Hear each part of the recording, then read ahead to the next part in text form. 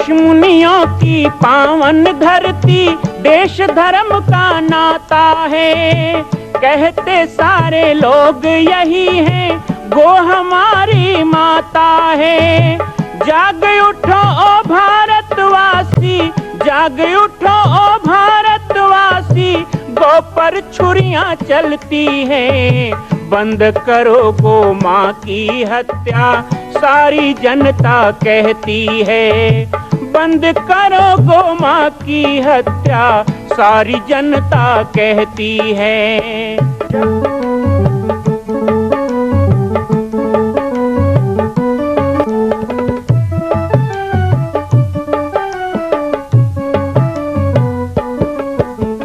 जगह जगह पर बूचड़ खाना, लाखों गौएं कटती हैं। किसे सुनाए व्यथा हमारी, नैना नीर बहाती हैं। रक्षा करना गौ माता की, रक्षा करना गौ माता की, गीता ज्ञान सिखाती है। बंद करो गो माँ की हत्या, सारी जनता कहती है। बंद करो गो माँ की हत्या, सारी जनता कहती है।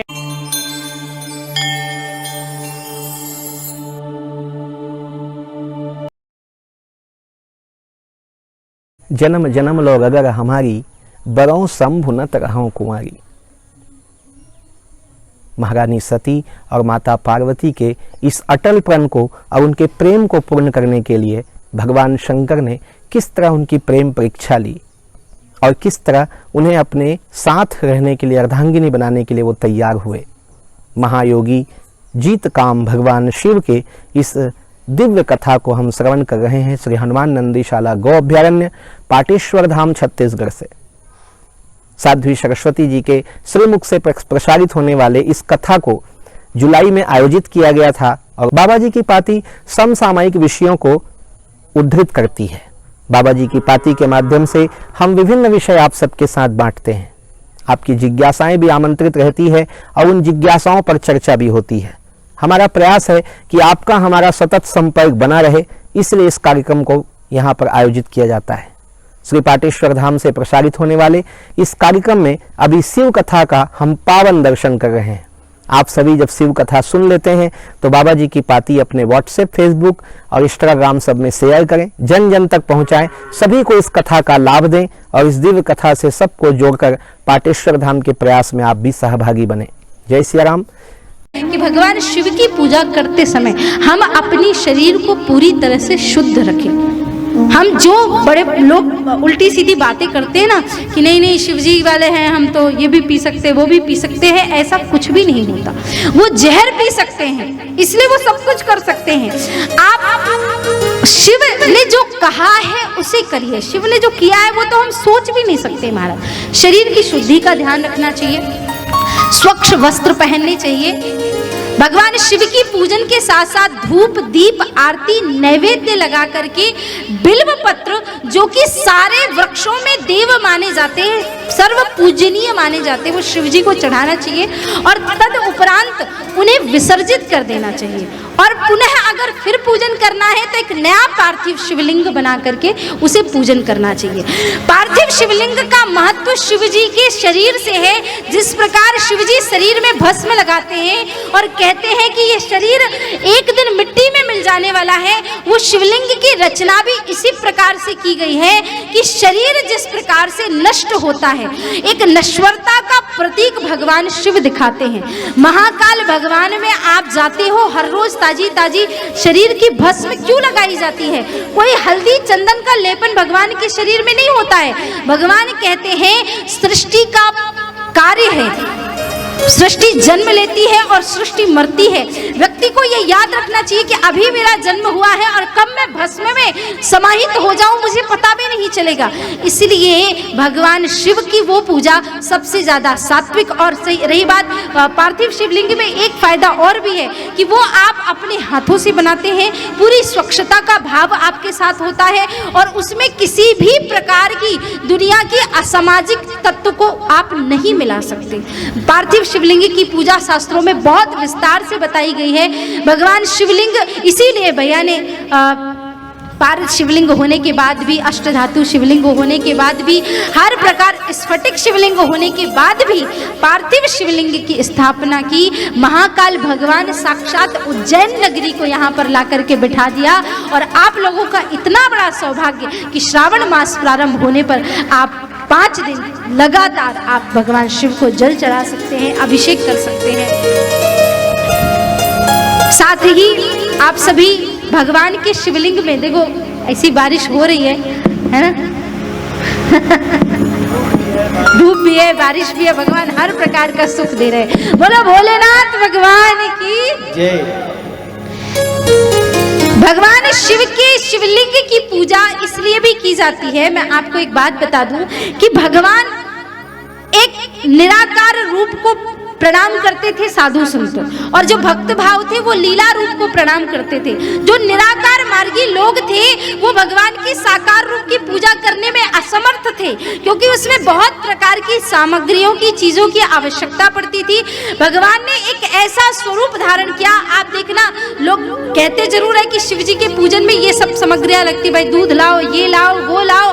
भगवान शिव तो इतने दयालु, मैंने कल आपको बताया ना, एक व्यक्ति उनके ऊपर चढ़ गया तो शिव जी कहते इसने मुझे अपने आप को चढ़ा दिया। भगवान शिव ने हर वो चीज स्वीकार की जिस चीज का उपयोग नहीं होता। दुर्वा, क्या उपयोग भगवान शिव ने अपने ऊपर स्वीकार कर लिया। समीपत्र अपने ऊपर स्वीकार कर लिया। सब अच्छी अच्छी चीज दूसरे देवताओं को दे दी शिव जी ने, और जिस चीज से लोगों को आपत्ति थी कि भाई इसमें जहर है, इसमें ये है, इसमें ये है, शिव जी कहते हैं मुझे रिझाने के लिए तुम्हें किसी चीज की आवश्यकता नहीं पड़ेगी। एक बार अगर दिल से हर हर महादेव का जय घोष कर लोगे तो मैं तुम्हारे समकक्ष आकर के खड़ा हो जाऊंगा।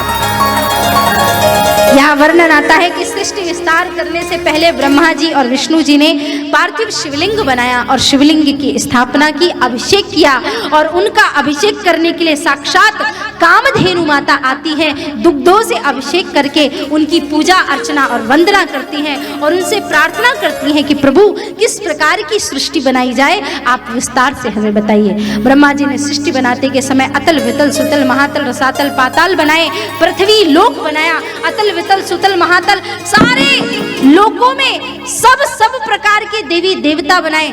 लेकिन ब्रह्मा जी के साथ एक समस्या थी, जितने बच्चों को भी उन्होंने उत्पन्न किया सारे बच्चे सन्यासी होते जा रहे, सन्यासी होते जा रहे। उनमें से एक ऋषि हुए कर्दम ऋषि, है ना।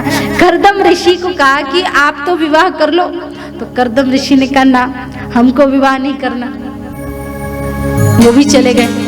कई बार क्या होता है, माता पिता की बात लोग नहीं मानते तो बाद में पछताना पड़ता है। तो कर्दम ऋषि ने क्या किया कि पहले तो विवाह करने से मना कर दिया, और फिर जब बूढ़े हुए तो मन में विचार आने लगा मुझसे कोई गलती तो नहीं हो गई, अभी मेरी पत्नी होती तो आश्रम में बढ़िया रोटी वोटी बना के खिलाती, मैं अच्छे से भगवान का भजन कर पाता, मेरे जो कार्य है वो सब वो कर देती। तो बुढ़ापे में विवाह करने की इच्छा हुई। अब सोचा ब्रह्मा जी को जाके बोल भी नहीं सकता कि पिताजी विवाह करना है, और भगवान से भी नहीं कह सकता, क्या करूं, छोड़ो भगवान जाने, और तपश्चर्या करने लगे। भगवान विष्णु प्रकट हुए और भगवान विष्णु ने कहा वरम ब्रूयात, वर मांगो। कर्दम जी हाथ जोड़ के चुप खड़े। भगवान विष्णु ने सोचा कि अब मैं क्या बोलूं, इनके मन में जो है वही दे देता हूं। तो कहा देखो कर्दम जी, अब ऐसा संत है, संत का सम्मान भी जरूरी है। भगवान विष्णु ने कहा देखो मैं चाहता हूं कर्दम ऋषि, आपके मन में जो है ना आप वो सब मत मांगो, इस बार मैं अपने मन से आपको कुछ देना चाहता हूं। बोले क्या? बोले मनु जी महाराज का जन्म हुआ है, मनु जी महाराज की पुत्रियां हैं, मनु जी महाराज अपनी पुत्रियों में से एक पुत्री का विवाह आपके साथ कराना चाहते हैं। कृपा करो, आप उनकी पुत्री को स्वीकार कर लो तो हमारा कार्य भी हो जाएगा। इनके तो मन में ही था कि मुझे भैया विवाह करना है, चलो लेकी और पूछ ठीक है प्रभु, जैसी आपकी इच्छा, और आज्ञा दे करके चले गए। भगवान वाराह ने पृथ्वी को हिरण्याक्ष से छुड़ाया, लेकर के आए। मनु और शत्रुपा का प्रादुर्भाव हुआ है। आकुति, देवहूति, प्रसूति 3 कन्याओं का जन्म हुआ।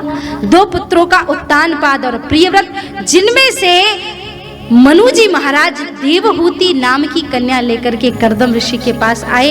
कर्दम ऋषि जी का उनसे विवाह हुआ।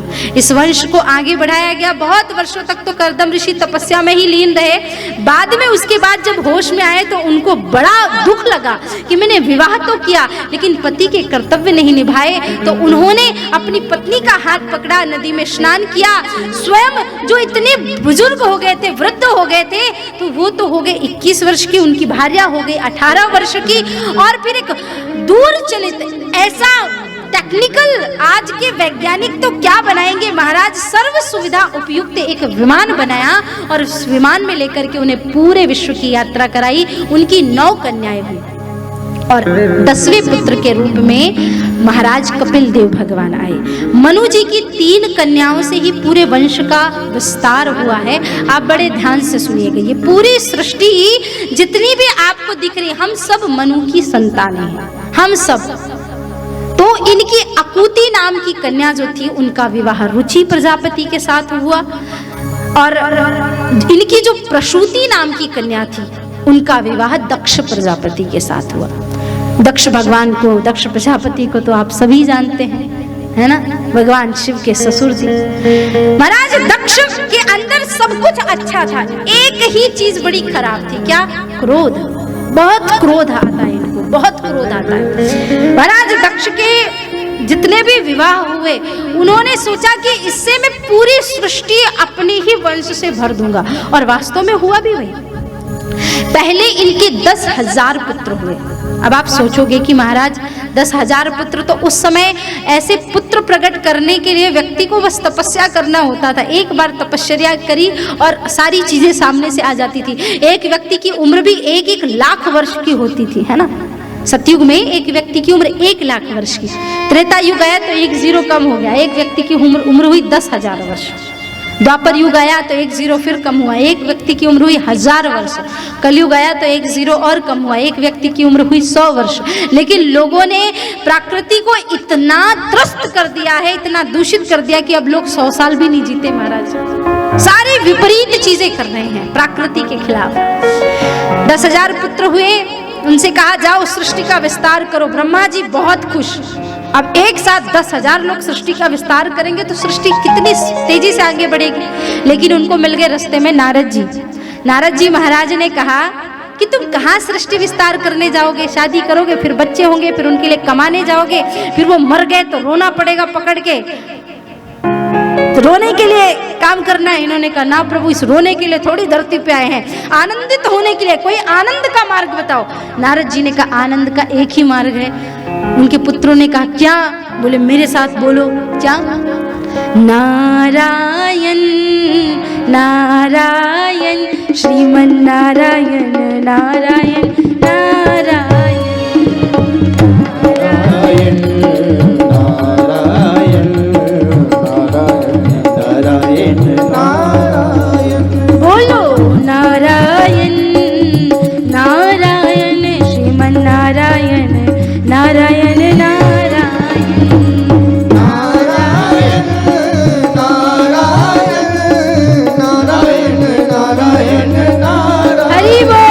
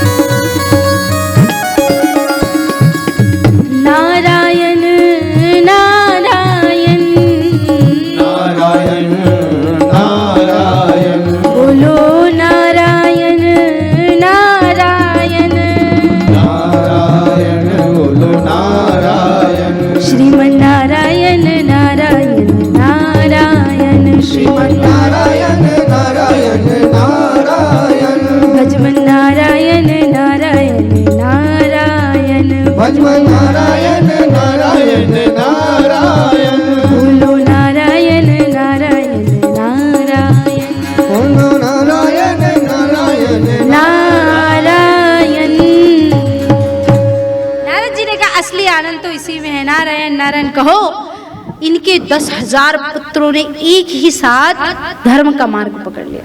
दक्ष को बहुत क्रोध आया, बहुत दुखी हुआ, बहुत परेशान हुआ। उसके बाद पुनः उसने 1000 पुत्र उत्पन्न किए। उनको फिर नारद जी ने दिग्भ्रमित कर दिया, फिर निकाल दिया। क्या अब दिग्भ्रमित, क्या अच्छे मार्ग पे चला दिया। दक्ष को तो अब इतना क्रोध आया, नारद जी महाराज के पास गया, इतनी खरी खोटी सुनाई। बोले तेरा तो कुल है ही नहीं, तेरा तो खानदान है ही नहीं, और तू दूसरों का भी बनने नहीं देता। मैं तुझे श्राप देता हूं कि तेरा पांव एक जगह टिकेगा नहीं, घड़ी भर से ज्यादा तू कहीं रुक नहीं सकता। तो नारद जी अब पूरी दुनिया में विचरण करते रहते, नारायण नारायण, कभी पृथ्वी लोक, कभी पाताल, कभी आकाश, कभी स्वर्ग, हर जगह बस महाराज। नारद जी को श्राप तो मिल गया, लेकिन नारद जी महाराज ने इनको कहा कि देखो, मैं जानता हूं कि आप मुझसे दुखी हो, लेकिन अगर आप मेरी बात मानोगे तो आपका उद्धार देवी ही कर सकती है। आप पुत्रों की जगह माँ देवी की उपासना करो, और आपके घर में जब पुत्री आएगी वो आपके वंश का विस्तार करेगी। दक्ष ने माता की तपस्या की, और माँ जगत जननी प्रसन्न होकर के आशीर्वाद देती हैं कि मैं आपके घर में कन्या बन के आऊंगी। दक्ष की 60 कन्याएं हुई। उन 60 कन्याओं में से शास्त्रों में 3 प्रकार के मत हैं। कहा जाता है माता सती सबसे बड़ी कन्या है, लेकिन शिव महापुराण के अनुसार वो सबसे छोटी कन्या है, सबसे छोटी पुत्री है। इसलिए दक्ष का लगाव प्रेम भी सबसे ज्यादा। 13 कन्या इन्होंने चंद्रमा को ब्याह दी, 11 यम को दे दी। इस प्रकार से कश्यप ऋषि को 11 पत्नियां इन्होंने उनके साथ कन्याएं ब्याह दी। और कश्यप ऋषि की ही पूरी संतति, आप सांप, बिच्छू, यक्ष, नाग, गंधर्व, किन्नर, देवता, दैत्य जितने भी देख रहे हैं, ये सब कश्यप ऋषि की संतानें। महारानी सती का विवाह भगवान शिव से होना था। अब शिव से विवाह तो ऐसे हो ही नहीं सकता, लेकिन महारानी सती के मन में बचपन से ही, क्योंकि साक्षात जगत जननी जगदम्बा जन्म लेके आई है इनके घर में, इन्होंने विचार किया कि मैं क्या करूं। तो दक्ष ने स्वयं तपश्चर्या की भगवान की, और तपश्चर्या करके भगवान की इन्होंने कहा कि मुझे मार्ग बताइए। तब भगवान विष्णु ने मार्ग बताया कि आपको महारानी सती को पार्थिव शिवलिंग बना करके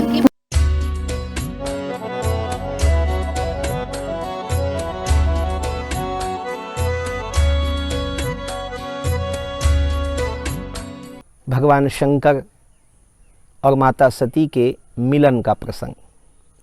शिव कथा के इस पावन प्रसंग को सुनकर और बीच बीच में भाई बहन की नोकझोंक, कभी कभी कथा करते करते बहन भूल जाती हैं कि वो मंच पर बैठी हैं, व्यास गद्दी पे बैठी हैं। वो मेरी ओर देखती हैं, क्योंकि मैं भी मंच में ही हूँ, और मुझसे बातचीत करने लग जाती हैं, और हम भाई बहन बात करने लग जाते हैं, भूल जाते हैं कि हम समाज के बीच में हैं। ऐसा निश्चल प्रेम, भाई बहन का प्रेम इस कथा के माध्यम से लोगों को देखने को मिला। हमें भी बहुत सौभाग्य मिला बहन को इस तरह 5 दिन बैठकर सुनने का। बहुत अद्भुत वाणी है। आज की बाबा जी की पाती से तो विदा चाहूँगा। कल पुनः मिलेंगे आप सभी के साथ। पुनः शिव कथा का इंतजार करिएगा, और कल शिव कथा का श्रवण करके फिर अपने जीवन को मंगलमय बनाइएगा। जय सिया राम, जय गो माता, जय गोपाल। माँ कौशल्या की पावन जन्मभूमि छत्तीसगढ़ प्रांत में बालोद जिला में स्थित है श्री सर्वसिद्ध शक्तिपीठ जामड़ी पाटेश्वर धाम। परम पूज्य सद्गुरुदेव राजयोगी बाबा जी की तपस्थली श्री पाटेश्वर धाम और विश्व के अद्वितीय माँ कौशल्या जन्मभूमि मंदिर निर्माण का दर्शन करने और इसी प्रकार समसामयिक विषयों पर अपना ज्ञान वर्धन करने के लिए और 10,000 गायों के लिए बनने वाले श्री हनुमान नंदीशाला गो अभ्यारण्य का समाचार प्राप्त करने के लिए आप सभी देखते रहें YouTube चैनल पर राम बालक दास, और हमारे चैनल को आप सभी सब्सक्राइब करें, घंटी का बटन दबाएं ताकि आप सूचनाओं से जुड़े रह सकें। जय श्री राम, जय गो माता, जय गोपाल।